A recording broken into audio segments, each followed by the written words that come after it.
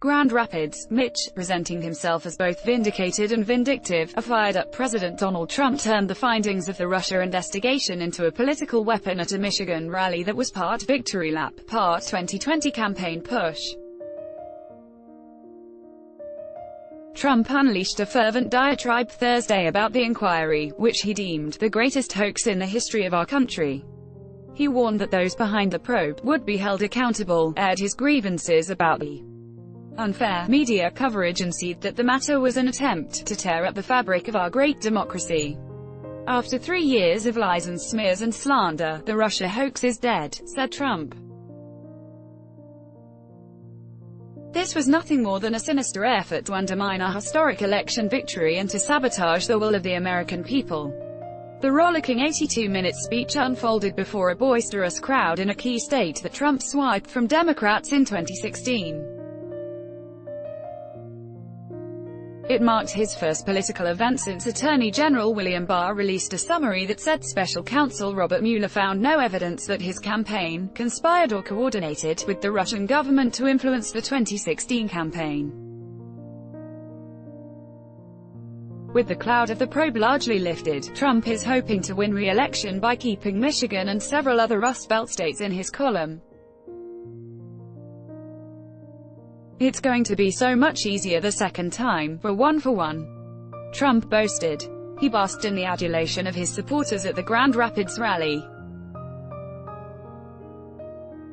The packed crowd, some of whom began to line up the night before, delivered a deafening roar for the president while unleashing its vitriol as he bashed the media and Democrats.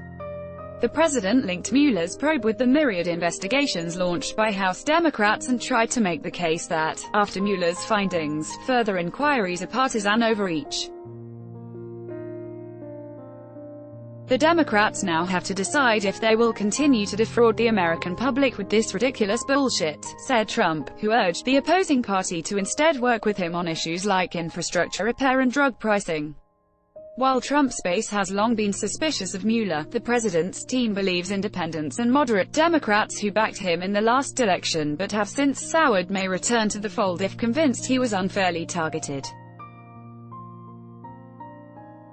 Trump used the moment to heighten his attacks on the media, which many Trump supporters believe unjustly fanned the flames of the special counsel's probe in an effort to bring down the president. Trump stood before a familiar backdrop, a giant American flag, signs reading, "Jobs, Jobs, Jobs," and, of course, "Make America Great Again." Though the aftermath of the probe was at the forefront of his mind, Trump also ticked off what he portrayed as his administration's accomplishments, including a booming stock market and victories over the Islamic State terror group. He also framed the Democrats' presidential candidates as radical, and slammed the Green New Deal, an ambitious, wide-ranging plan to combat climate change, as a dangerous reinvention of American society. But he spent relatively little time on his administration's renewed push to overturn the Affordable Care Act, other than to declare that the Republican Party will be the party of healthcare. He didn't present many details as to what the new GOP plan might be. His eldest son, Donald Trump Jr., provided a high-energy warm-up tactic, in particular, savaged family foe Michael Avenatti, the celebrity lawyer who represented Stormy Daniels, the porn star who alleged an affair with the president. Avenatti was arrested this week on charges of extortion. For this week only, MAGA stands for Michael Avenatti got arrested. Trump Jr. boomed, taunting the once-rumored presidential candidate. Loyal supporters started lining up in front of the Van Andel Arena on Wednesday evening, with some camping out in tents and sleeping bags overnight. By mid-afternoon, a crowd of thousands, many in red, "Make America Great Again," has snaked for blocks around downtown Grand Rapids, just across the river from the Gerald Ford Presidential Museum. Trump's sojourn to the Midwest is expected to be the first of many. His campaign is seeking to hold 3 key states that he swung from blue to red in 2016, Michigan, Wisconsin and Pennsylvania, but that may prove difficult to hold after midterm elections showed rising Democratic energy. Still, advisors believe Trump's core supporters remain enthusiastic heading into 2020. With an eye on local matters, Trump touted his support for the automobile industry and announced he would reverse part of his administration's own budget plan, which had proposed a 90% spending cut for the Great Lakes Restoration Initiative.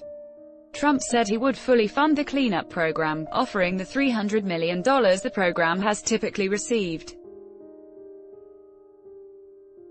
Even before Thursday's barn burner, Grand Rapids held a special place in Trump law.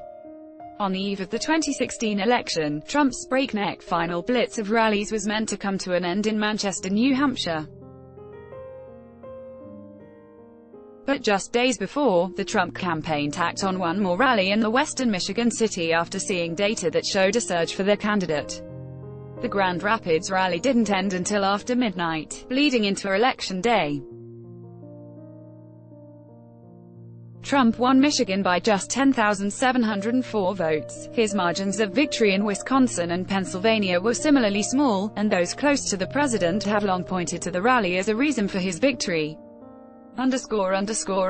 Associated Press writers Catherine Lucy and Kevin Frecking in Washington contributed to this report. Contact us at editors@time.com.